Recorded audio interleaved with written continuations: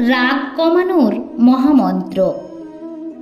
মা শারদা শেখালেন রাগ কমানোর মহামন্ত্র। মানুষের মন সবসময় শান্ত থাকে না, কখনো রাগ ক্রোধ আমাদের মনকে বশীভূত করে।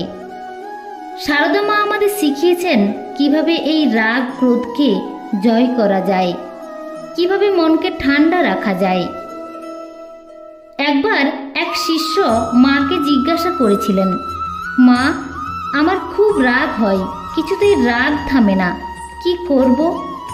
মা শিষ্যের এরূপ প্রশ্নে হেসে বলেছিলেন, রাগ হয়েই যায়, মানুষ তো রক্ত মাংসের, কিন্তু রাগ গিলে ফেলতে শিখতে হবে। যখন রাগ হবে তখন কথা বলবি না। মা বলতেন, রাগের সময় কথা বললে আগুন জ্বলে ওঠে, চুপ করে থাকলে আগুন নিভে যায়।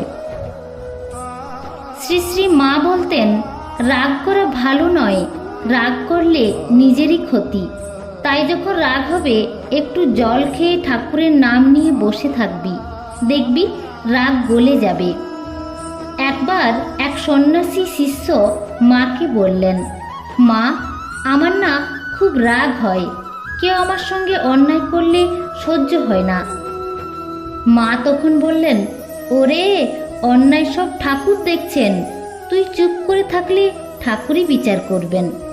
আর যদি রাগ করিস তাহলে ঠাকুরও কিছু করতে পারবে না, কারণ তুই ঠাকুরের জায়গাটা তো নিয়ে নিলি। এ কথা শুনে সেই সন্ন্যাসী ভক্ত চুপ হয়ে গেলেন। শ্রী শ্রী মা বলতেন, রাগ কমাতে হবে, তাতে অহংকার কমে, মন নরম হয়। রাগ কমালে মনে ঠাকুর থাকেন। মা আরও বলতেন, সবার সঙ্গে ভালো কথা বলবি, রাগের সময় দূরে থাকবি, ঠাকুরের নাম করবি, তাতেই মন ঠান্ডা হবে। মা আরও শিখিয়েছেন যে রাগ কমানোর সবচেয়ে বড় উপায় হলো অল্প খাও, অল্প কথা বলো, আর বেশি করে জপ করো। মা বলতেন, রাগ মানে অশান্তি, আর মনে এই অশান্তি থাকলে ঠাকুরের কথা মনে থাকবে না।